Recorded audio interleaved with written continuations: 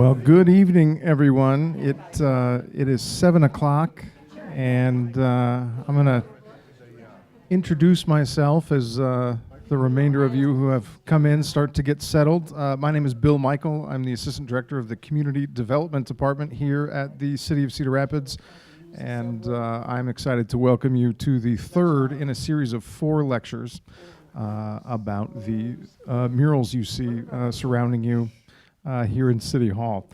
And the first, Christy Rain, who's the director of the Mount Mercy University Library, was the presenter. And that was extremely interesting. I see a few faces of folks who have attended all of the series thus far. And the second, Scott Haskins, who's a historian. He joined us via phone from California during the wildfires at the second event, and then our speaker this evening, who I'll introduce momentarily, also joined us. And welcome everyone, and thank you for selecting us over Jeff Dunham, who's the comedian slash ventriloquist this evening. So thank you for that.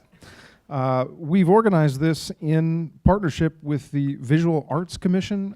If you are not familiar with the City of Cedar Rapids Visual Arts Commission, they promote visual arts in our community with the vision that Cedar Rapids will be the destination for visual arts in Iowa. And they do a lot of great work. If you're not familiar with it, they do meet monthly, and they talk about how to promote visual arts, and have done a number of really fantastic projects recently. And we've got a member in the audience. If you would like to wave, David Van Allen, thank you for being here this evening. And we appreciate all the work that the Visual Arts Commission does. So with that, I would like to introduce our speaker this evening. I am proud to introduce Sean Ulmer, who has served as the Executive Director of the Cedar Rapids Museum of Art since 2014.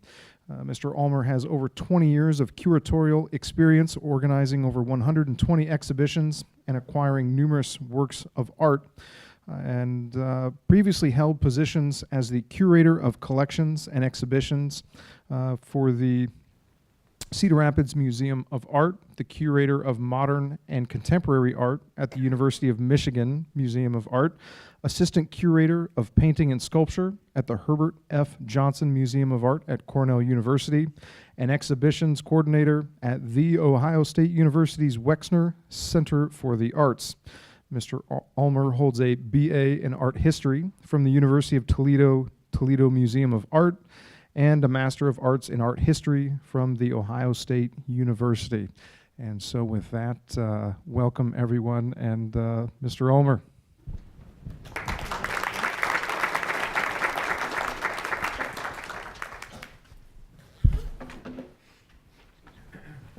Thank you, Bill. Can everyone hear me? Is this mic in it? Okay, great, wonderful. How many of you were here at the last presentation that we did in December? Okay, all right, so for some of you this will be completely new, but I'm planning on continuing the same sort of approach that I did in December, looking at one particular wall, in this case the east wall, which is behind me, so don't look at me, look at the wall, or look at the monitors, because I'll have a lot of comparative material for us to consider tonight, and just kind of moving our way through that wall, the different scenes that appear on the wall, and then sort of taking a historical look at where some of this imagery might come from, or what was going on in the contemporary environment that might have influenced the artist. But before we jump into that, just by a way of a background, these murals come about as being funded by the Treasury Relief Art Project, which was founded in July of 1935. This was a successor to the Public Works of Art Project, which many of you are probably more familiar with. The PWAP was much more famous and has been given a lot more credit for creating a lot of public murals, but they were only in existence for really just over 6 months. And then they closed, and it was really the Treasury Relief Art Project, which ran from 1935 to 1939, that's responsible for most of the public murals that you see still many in the public environment. And this is one of those. This is one of the first ones, one of the earlier ones. As I said, the TRAP, the TRAP, was founded in July of *35, and this group of artists who kind of collated themselves under a moniker to apply to the TRAP to do this particular commission. They were headed up by Francis Robert White, who is responsible for the mural you see over the judge's bench. And he organized a group of local artists, of area artists, many of whom had at one time or another worked for Grant Wood. Grant Wood was in charge of the Iowa WPA, the art project, but not everybody who worked with him agreed with him or agreed with his working methods. When it came to public murals, he really established a sort of assembly line approach where each artist was responsible for a very specific thing. For example, Howard Pyle was responsible specifically for mixing paints. That's all he was allowed to do, was mix paints. Very competent artist, a really wonderful artist, but in mural production, his responsibilities were limited to that. That doesn't necessarily rub artists the right way. And so many of them sort of splintered off away from Grant Wood. And a group of 12 of them, gathered together and formed their own little group that applied for this particular commission. What you see here are 4 walls, 2 of which are 48 feet wide, and 2 of which are 60 feet wide.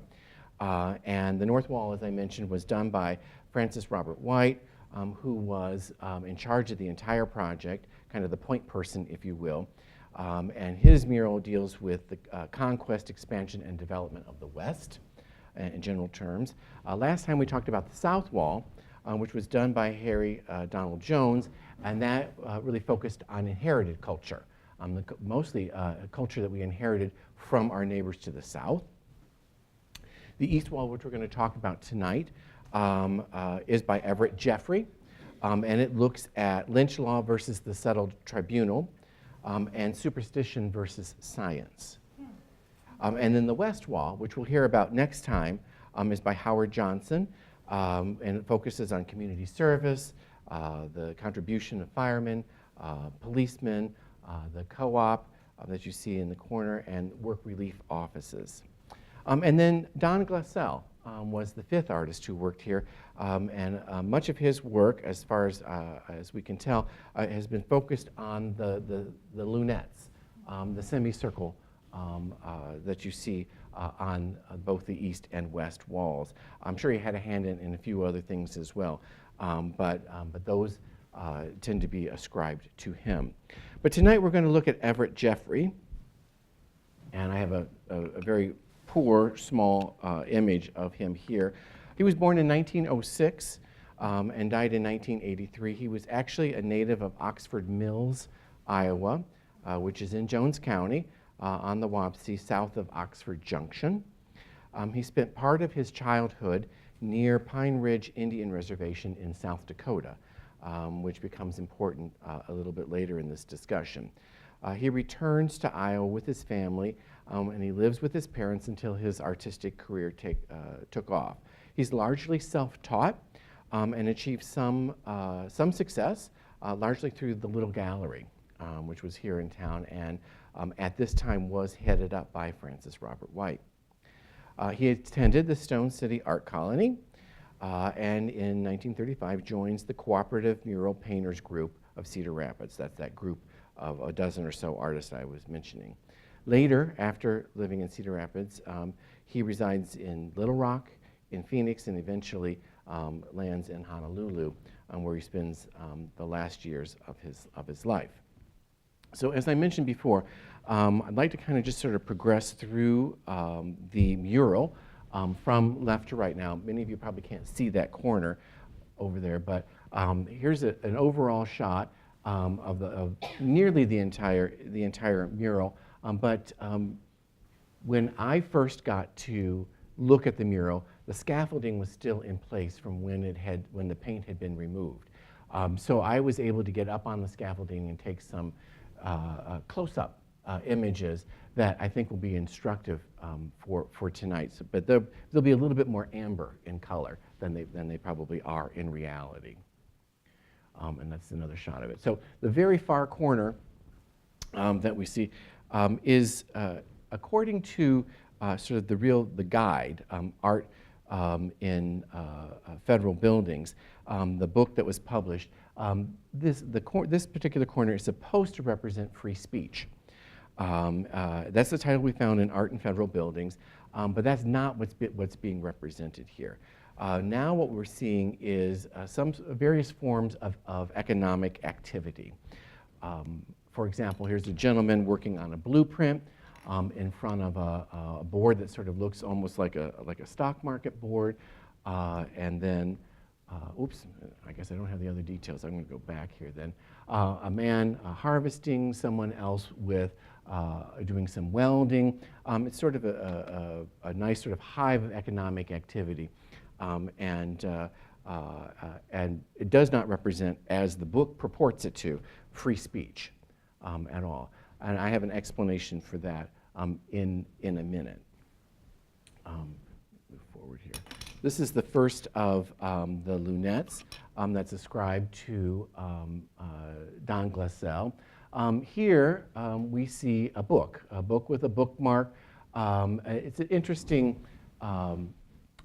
representation because you can see the book has both, it's really being portrayed from two different points of view. On the one hand, if you look along one spine, it looks as if it's an open book, but yet it has a cover on both the front and the back. So on the one hand, it's painted as an open book, but on the other hand, it's actually a closed book. And by that, I'm going to go over here, and I don't know if this pointer works. Barely. Okay. All right. What I mean by that is, if you look along this edge of the book, it looks like a book that's open. And here's where is it? And that would be the gutter. Now, part of it is interrupted by this air handler here. But it looks like an open book from here, but it has a cover on both the front and the back, which would imply a closed book. So there's two different perspectives here happening at the same time, which is sort of an oddity and a curiosity. But it's probably a law book of some sort, because much of what this wall deals with is law, which would be appropriate in a courtroom setting. And so we don't know what this book specifically is dealing with, or what the theme of this particular lunette. There's just simply not enough information visually to work off of it. But it probably deals, given the rest of the wall, with the law. So now, if you want to ask a question, which is fine, we have to use a mic because everything is being recorded. Well, it's being recorded, so it won't pick you up, is the reason I say that.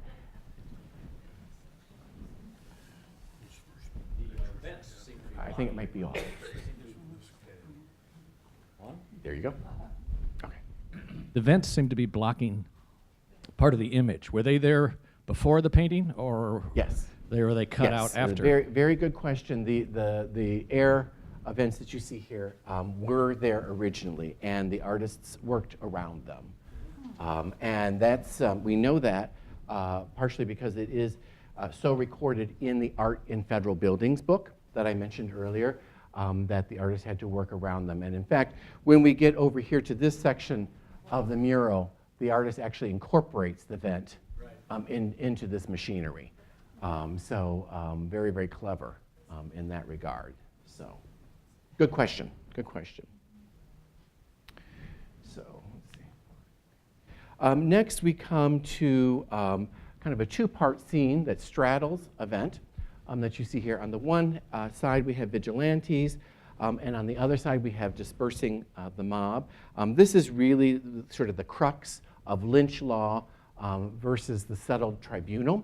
And again, it's an image that's very, very appropriate for a courtroom scene. However, it is also an image that caused great consternation in the courtroom, because the image of a lynching that you see here on the left-hand side sat directly opposite the juror's box over there. And so it was deemed in the 50s to be an inappropriate image. And so that was what caused the first painting over of all of the murals. By sort of order of the judge, all of the murals were covered over to just a plain white wall. And as we understand it, that came largely because of that particular lynching scene. And so you see here kind of the Wild West legal system here, settling things. Again, it's sort of a vigilantes lynch law, as they call it. And here a little bit more of a detail of it, and you know, you can get a good look at it when you get up close to it yourself. But since I was up on the scaffolding, I could get up close. You can see the tiny little details in there, including marking where the post office is in the scene. And then this curious little detail on the saddle, which is just really not so noticeable unless you're actually looking for it, but something I saw because I was sort of up there and in the face. This sort of OT, and then maybe just before the O, a D. I mean, it's really very hard to see. It's very, very pale. I've looked everywhere to see if I could figure out what that was. I mean, there are a lot of saddles that have been ornately decorated. I've seen all of them now. But none of them that seem to have the DOT on it, or the OT. And I've looked, you know, in many different kinds of websites on saddle making and saddle marking, and it still remains for me a mystery. I've been looking at this for some time now. It could possibly, although I think it's sort of imaginary on my part, it could possibly reference the Department of Treasury, which is paying for these murals. That's one possibility. But for all we know, he had a girlfriend named Dot. I don't know. I really don't know. But it is a curious detail that's purposely included. And so, it remains for me a mystery. But I think there's an answer out there somewhere. I just have not found it yet. So, but it's in the same section that he actually signs the mural. So just sort of right there right by the door, very clearly marked, Jeffrey, 1936 Trap, the Treasury Relief Art Project. Of course, he was, as we'll see, he actually was still working on this in 1937, but he went ahead and signed it in 1936 when he started this particular mural. And opposite it, on the other side of the vent, which has sort of been incorporated in this clapboard kind of building, is the settled tribunal, where you see a prisoner being escorted by armed officers to the courthouse for a fair hearing, for justice. And here's the prisoner with the armed officer. Very interesting. These are being done in the 30s, and these officers look particularly fascist in their garb and in their expressions. So he's controlling the mob in this particular scene, well-dressed mob, as a matter of fact. And then heading to the courthouse, which you kind of make out for not only its colonnaded facade, but also the sort of implication of an eagle up in the pediment. Wonderful little details throughout. And it's set into a more urban environment. It's not sort of the more Wild West. It has city buildings around. It has electrified streetlights that you see. And interestingly enough, that kind of globed streetlight was very, very common in this city at that time. And it's actually making a comeback now. If you see, you'll see some globed street lights like that now being utilized in the city. I show you here 4 postcards from the early part of the 20th century of Cedar Rapids with these same sort of globed-like lights. So Jeffrey would certainly not have had to go very far in order to find visual source material for that particular little detail. And then here in the next lunette, the center lunette, we have the 2 tablets. We have the 10 Commandments. Again, a kind of legal document. And here you get that sort of just implied with the Roman numerals and the tablet-like forms. Again, appropriate for a legal setting. And then we go to the next sort of pair of scenes, which are to kind of be read together. It's sort of contrasts on the left-hand side, superstition, with on the right-hand side, science. Or it's also been called alchemy and superstition versus science and or surgery. Seen different terms utilized. The first is superstition that you see here. And what it represents is various forms of healing throughout time. That would include people who are making healing through medicinal herbs, through the burning of herbs, and forms to those who are laying on of hands that you see here in the center, but not without the benefit of bottle that you see here. I mean, that may be an oblique reference to all kinds of healers who were using highly potent liquids in their remedies. To Native American healing and spiritual activities that you see here in the background. And interestingly enough, as I pointed out a couple of years ago when I talked about this mural right after it was uncovered, there is this really remarkable form on the side of the teepee, the whirling log form, which today we see very much as being sort of associated with the Nazi Party, but at that time was really sort of reaching back into Native American history. The whirling log symbol, or the symbol like this form, actually dates back some 12,000 years, back to Paleolithic times, and was adapted and used by many different cultures across the globe, including the Native American people. You can see here a variety of different forms in which it was utilized, mostly in their artistic creation, primarily in textiles and in their jewelry. And interestingly enough, it's after this point in time, around 1940, that when many Native American groups here in the United States realized that their image, or the image that they've been using, was being appropriated by the Nazi Party, that they ceased to use it. They actually came out and very publicly stated that they no longer wanted to use that symbol because of the connotations that were now being associated with it from being appropriated by the Nazi Party. And so they really did cease to use this at about 1940.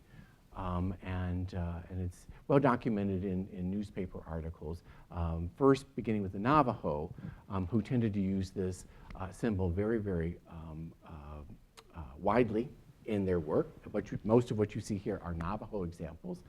But even the Meskwaki came out and stated publicly that they would cease using this symbol in 1940, as a matter of fact. So, but interestingly, too, young, current, contemporary Native American artists are beginning to use this symbol again. They are reclaiming their heritage. They feel that it is part of their history, and they have a right to use it. And so a number of younger Native American artists are reusing this image, not without controversy, but reusing this image in some of their artwork. It's kind of a fascinating evolution and return to the beginning. Here's an example from 1909 of a basketball team from Oklahoma, where it was just sort of a symbol. It was a part of, their identifying logo, if you will. Or here, maybe not too easy to see, but just sort of the way in which this particular form has been adapted by many different populations throughout the world over time. And you can see they're all variants off of the same core group. And the fact that it was used so ubiquitously throughout the world and had such an old and rich history and represented, some really, really good things. For the Navajo, the 4 arms represented the 4 directions, the 4 sacred mountains, abundance, prosperity, good luck. These are the same reasons why a group like the Nazi Party would adopt this kind of a symbol, because they wanted all of those associations too. They wanted good luck, they wanted prosperity, and they wanted to show that their lineage goes all the way back to the beginning of time, which has motivated a great deal of their decisions. And looking more close to home, looking at the Lakota, and the reason I'm looking at the Lakota is because, as I mentioned before, Everett Jeffrey spent part of his youth near the Pine Ridge Indian Reservation in South Dakota. And that was a Lakota reservation. And so he would have been perhaps most familiar with the traditions of the Lakota people. And here is a variant of that whirling log symbol and the associations with it. It's actually a medicine wheel, which makes it even sort of more appropriate in a way to a scene about healing that you see, in this scene here, looking at superstition, and so the more I kind of dug into the layers of the meanings associated with this symbol, the more I realized that it means different things to different people at different points in time. But the one that Jeffrey might have been most familiar with, at least on a personal level, would have been that of the Lakota, and particularly of the medicine wheel. Now, what he represents doesn't look like a medicine wheel at all. It looks like sort of the more generic form of the form. But he could have been thinking of the medicine wheel at the same time. And then to the other side of the main figure there's another symbol, which is looks most closely like the rain symbol, which represents change, which of course is also appropriate, I think, to to a scene dealing with spiritual healing or healing of any sort, that would require some sort of change in the body function. I have not been able to decipher all of the symbols or markings on the side of the teepee, but I think that they're not accidental. I think they're very, very thoughtful on the part of Jeffrey, and I think they're probably largely based on his own experience of having spent part of his youth in such close proximity to a reservation. And then up front, we have these 2 curious figures who are my favorite figures, actually, in this scene. These are actually plague doctors, Renaissance plague doctors, and this is how they would dress, sort of as a way of protecting themselves from the plague. They would go around in the Renaissance, and they would purport to be able to heal you of the plague. They would extort all kinds of money from you to do so. If you died, well, how could you complain, right? But if you lived, then they were miraculous, right? So it was probably an interesting approach. But they had these curious little outfits that they used for protection, which makes them look kind of like bird-like figures. And it's actually from these figures that we would derive the word quackery. Quackery comes from plague doctors and the costumes that they would wear to protect themselves. So these are our quacks right here. And I think it's wonderful that they're included in this scene of various kinds of alchemic or superstitious healing. Now, these are all put forward to contrast with modern medicine. And we see here in the transition zone, we see this sort of wonderful mechanical device that's actually holding up the air vent and continues, on with the machine that enters us into the surgery room, where we see a surgeon working on a young child, accompanied by all kinds of other people doing all sorts of fascinating modern medicine activities. Here a little bit of a detail, just simply because I was able to be up there and taking these images. Everything here is sort of very pristine, very, very sophisticated. It's really about the successes of modern medicine. Here's an X-ray, and X-raying actually an African-American man that you see there. And here a little bit closer view of it with the doctor right in front of him. You can barely see the doctor right in front of him analyzing the X-ray. And we transition then into that next grill, the next air vent, where we see a scroll, but you can't hardly make anything out on that scroll. On the one side, you can make out a few letters, CEAC, which I still cannot figure out what that references. The other side clearly says law. And so it yet is another legal document, that sort of references that. But these lunettes are not supposed to represent these things. According to the book, Art in Federal Buildings, Don Glassell was supposed to create on this wall 3 lunettes. First one was supposed to represent Druids in Hammurabi receiving the law. The middle one was supposed to represent the papal court and the common court. And the right one was supposed to represent medieval court or the House of Lords. And there's even a little drawing in that book of what these things look like. But that's not what actually happened. What I think we have here are 3 different representations of law codices. A book, the tablets, and a scroll, all dealing with law or legal matters, which again I think is appropriate for the setting, but it must have been a change that happened after everything had been sort of established. Oh, here you can see it, but it's not a very good image because of the glare, but you kind of get a sense of the overall. And then we come to a particularly problematic section of the mural.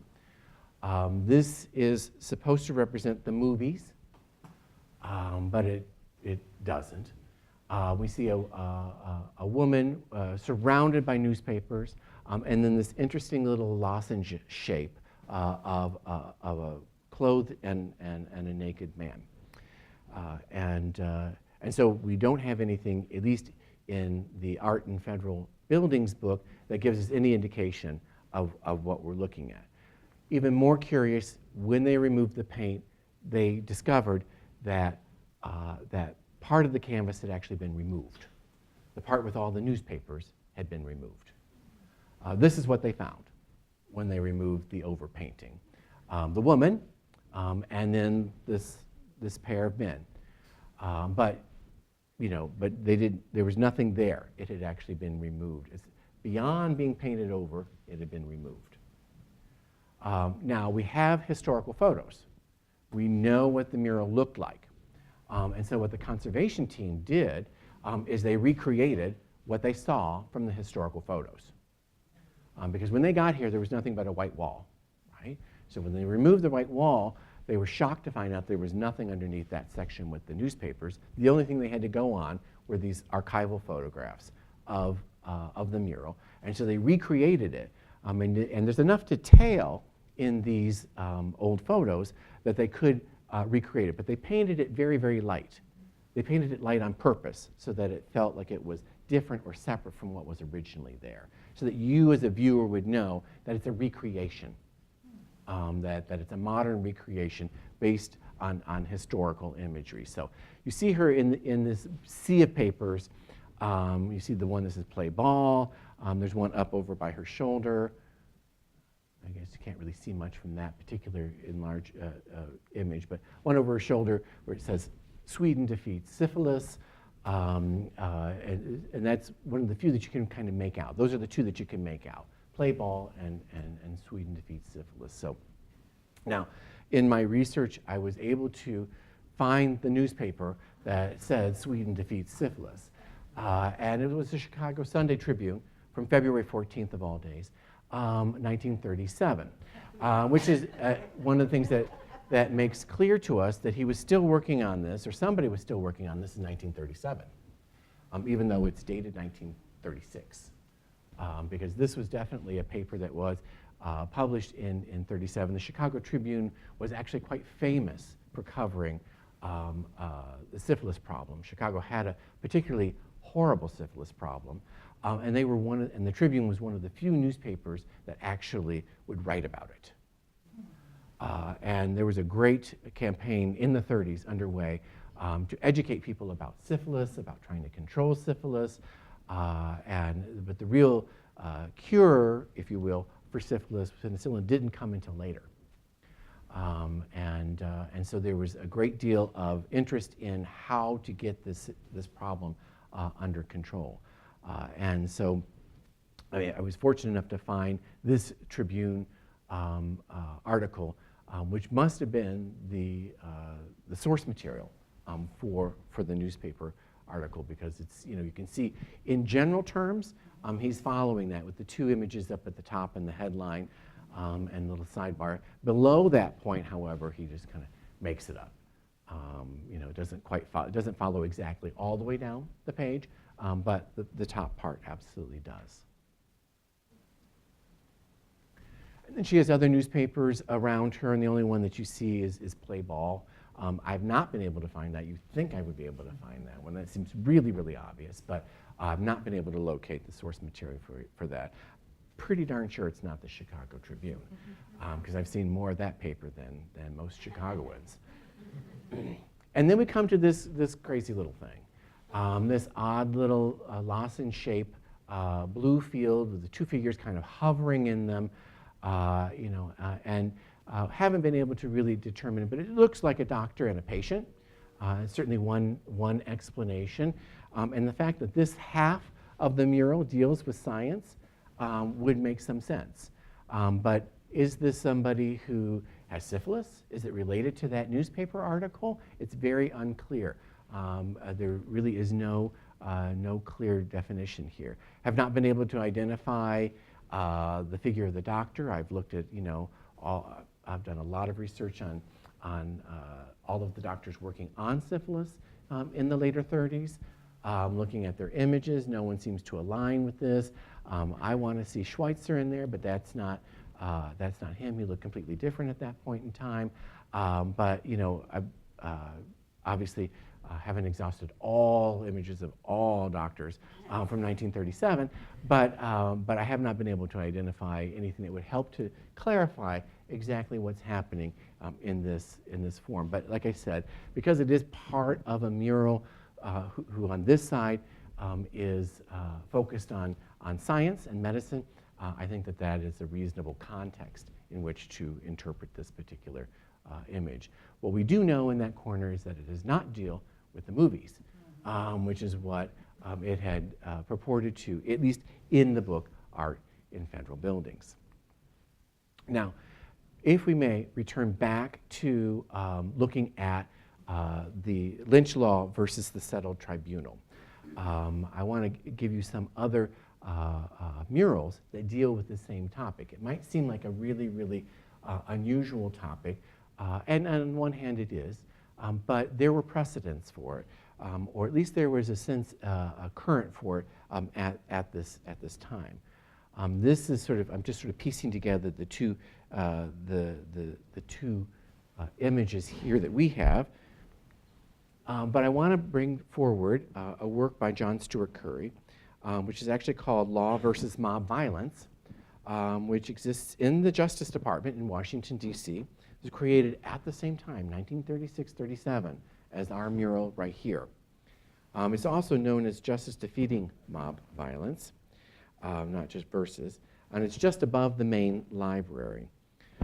And you see here the settlement of the West on one end of the library, and here is Justice Defeating Mob Violence on the other end of the library. On the one hand, you have the mob here, wide variety, everyone dressed from sort of fancy dress to cowboys who are in pursuit of this man. You see they've got the rope ready. They're about to lynch him in pursuit of this man, but it's the judge who stands with the soldiers, who stands in protection of this person. Similarly, Thomas Hart Benton in 1936, in his mural work for the Missouri State Capitol, includes also scenes of mob violence and kind of a settled tribunal. It's a very large series, and it's made up of both large and small images. You can see it was a large room. This is actually where they met for a while. And here are two of the smaller images. The whole room is made up of 13 large panels that represent 235 separate portraits. We have in these small little panels here on the left, slavery, mistreatment in the lead mines, and on the right, Mormons being driven out of Missouri. And you see in the image of Mormons being driven out of Missouri that they're burning a house and they're tarring and feathering a naked Mormon. Now on the big east wall is Benton's hometown and family history. And to the left, there's sort of a close-up here. Let's go to the left here. Okay, we see this big black cloud of smoke, which represents the destruction of the Civil War to his town. But in the middle of that fiery center is actually an image of a lynched slave hanging from the gallows. So it's teeny tiny, but it's in the background, in dead center area there. Here we see sort of the rough Wild West.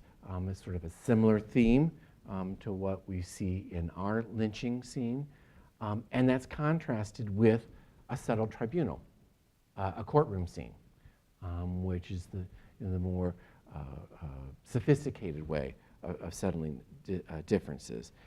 Not surprisingly, this mural set received a lot of controversy, similar to ours.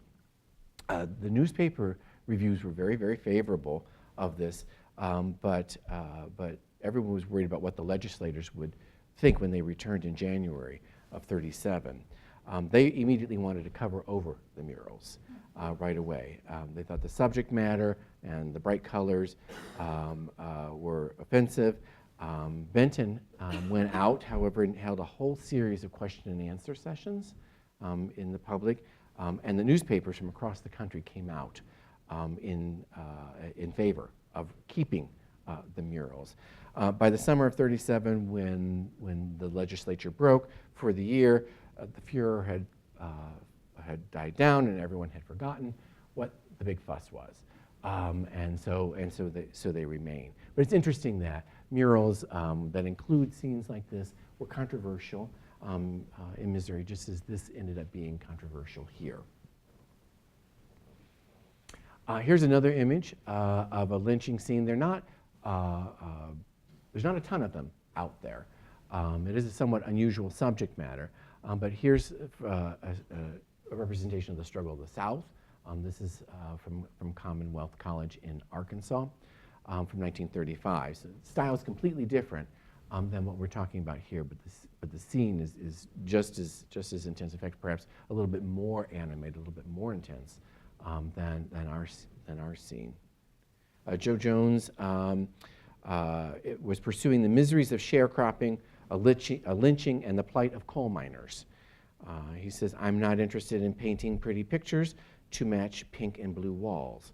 I want to paint things that knock holes in walls, which is interesting, so early. He did this entire mural between August 5th and 19th of 1935 in 14 days, for which he was paid $50. He did 3 walls totaling 44 feet long and 8.5 feet tall. Commonwealth closed in 1940, and the mural was dismantled and used as building material for a house. In 1984, the mural was bought by the University of Arkansas at Little Rock, and it was stored until 2009 and has now been restored.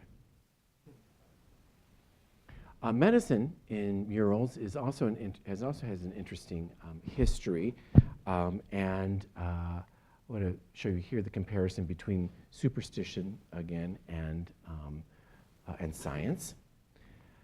And this is a mural by Bernard Zackheim, The History of Medicine in California. It was for UCSF Medical Center in San Francisco from 1935 to 1936, so right before the start of this mural.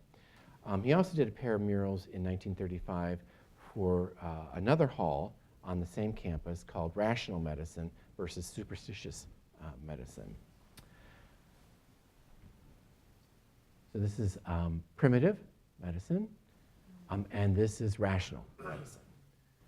So if we go back, look at primitive medicine, it's a little bit blurry, but there's all different kinds of figures and characters in this, everyone from religious characters to indigenous peoples, and all in sort of doing very animated, versus the very calm and collected and carefully constructed surgical operating room that you see here that comes from rational medicine, as he called it. William C. Palmer created a mural called The Development of Medicine for Elmhurst Hospital Center in New York, 1938, so post-dates our work here. But it was large oil on canvas. Interestingly, he was born in Des Moines. Palmer was born in Des Moines and trained in New York under Thomas Hart Benton. And he studied fresco in France. For most of his career, from 1941 to 1973, he was the founder and director of the Munson Williams Proctor School of Art in Utica, New York. And here's a very large oil canvas. On this, what you see on this side here is, again, sort of the superstitious medicine, various characters, but most prominently the quacks, the plague doctors that you see to the right foreground, versus the surgical operating room. I was able to find a very interesting quote from him. He said, to put the record straight, the mural Development of Medicine was painted to show the ignorance, superstition, and fear of uncontrolled medicine, the great historical contributions and discoveries which lead up to the scientific and enlightened medicine and hospital care of the 30s, as shown in controlled medicine. The theme of this panel is shows the equipment, etc., used by the hospital in prevention of disease and the treatment of the patient. Socialized medicine was not in my vocabulary in 1936. He's talking about this later. And certainly in doing my research for the work, it was never considered or mentioned by any hospital authority. The real purpose of the murals at Queens was to serve 2 main purposes. One, to give the waiting patients in the incoming and outgoing patient rooms something to look at, and to inform them of the history and background of treatment. And 2, Dr. Kogel, the superintendent of Queens, used the panels in his lectures to student nurses on the history of medicine. So it had an educational as well as an artistic form. So I hope by looking at some of those other examples, you see, it helps to put our particular East mural into context. Subject matter might seem particularly unique, but there are precedents for it both at the time and a little bit before and a little bit after. It was very much part of the current that was going around.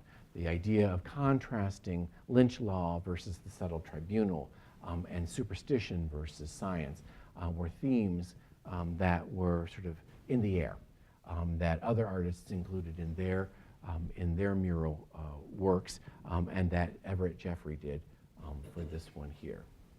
I think that's the last of my slides, so I'd be happy to answer any questions. We have about 10 minutes left, so I'm going to ask if Seth would be willing to walk the mic around so that we can get you recorded. I'm a bit surprised that there are no notes from Jeffrey about any of these works, because especially after you read some notes from some of the artists at other locations, we have no notes from him or any No, documentation. Everett Jeffrey is fairly elusive. I mean, there are relatives still around, but his biography is fairly elusive. We know very little about him. He moved around quite a bit after he was here in Cedar Rapids, and so that sometimes contributes to not knowing that much about an individual. No, not that I have found.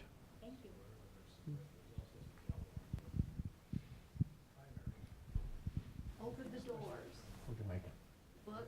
Oh, I'm There you sorry. Over the doors. Yeah. Use law books. Yep. A judge. 10 Commandments, possibly God. This one and that, I don't quite get. Well, you're right. I don't. You're making a good point. I think that the people there were also on this side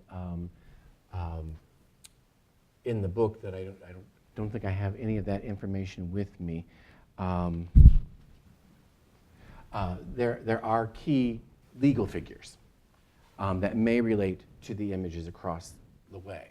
The one in the center could very well be Moses, and the tablet. He's holding a tablet, and there's tablets over here.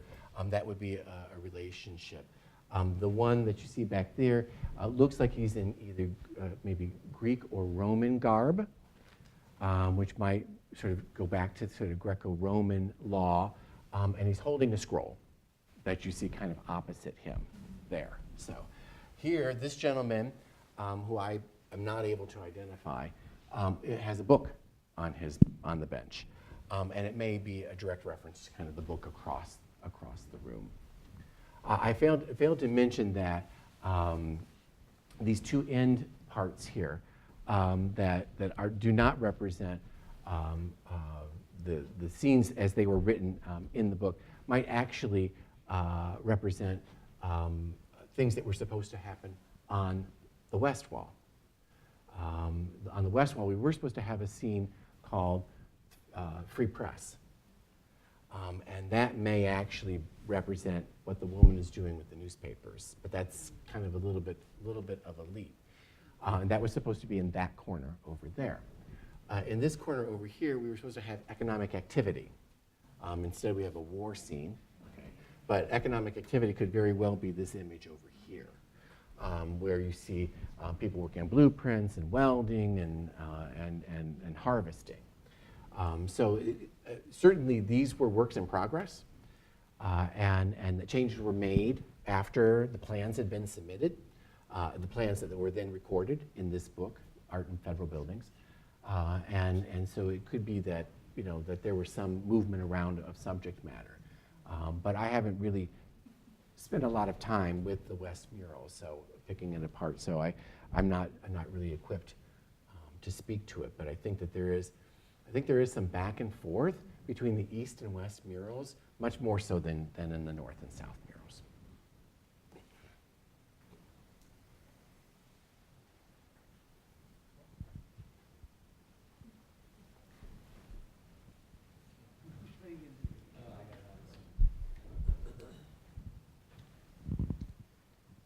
Hi.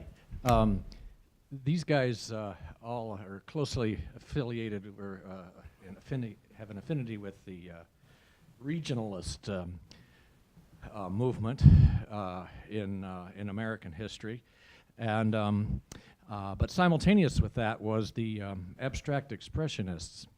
In fact, they were two sort of no love lost between these two movements in art. And so I was wondering if there's any evidence, any little thing that snuck into any of these things that might relate to abstract expressionism, or whether it was totally left out on purpose. Well, no, I don't think that there is anything in here that speaks to abstract expressionism, per se. I don't know by that it was left out on purpose either. I think this was a group of artists who were interested in something different than abstract expression, but they were well aware. They were aware of what other muralists were doing. They were well aware of Orozco, as I mentioned last time in my last talk. They're aware of what's going on in American art, but not abstract expressionism. And it probably wasn't what would have been approved in the commission in the first place. They're really looking for, in a lot of these public murals, they're really looking for narrative-based imagery. And so, it was before you would be awarded the opportunity to do a mural, you had to, submit a proposal, and it would be reviewed and approved. And so, I don't, there may be mural projects out there that are abstract expressionist in nature.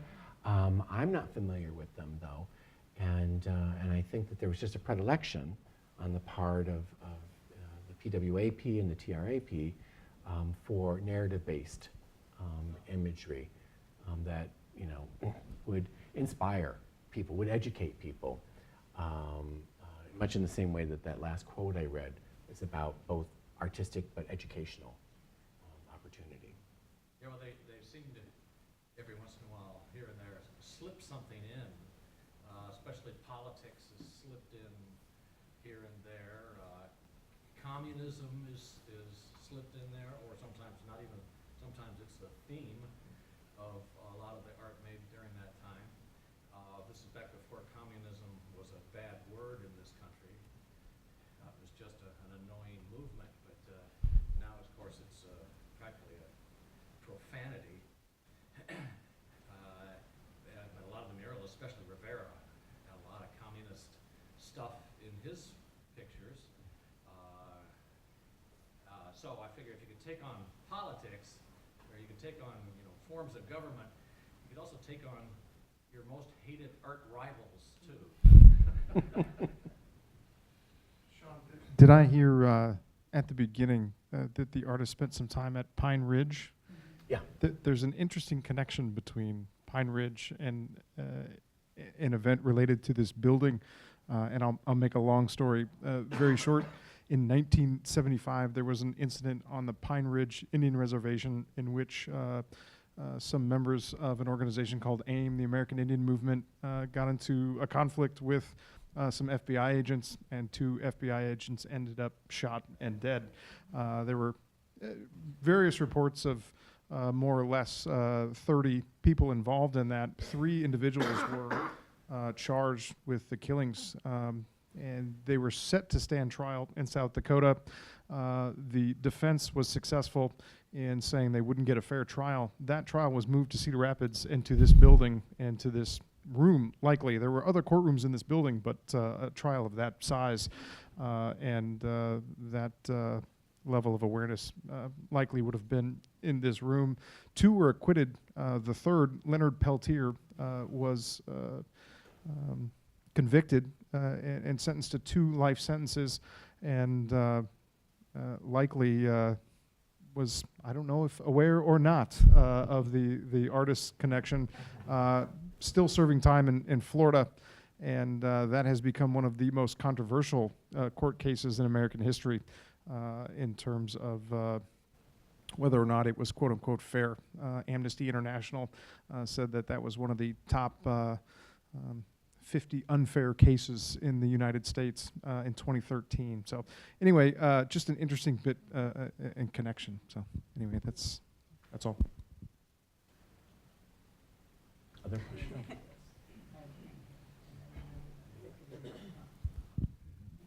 got here a little early tonight, and I looked around at all of these faces, and there's nobody smiling at all. And then I realized it was a government building.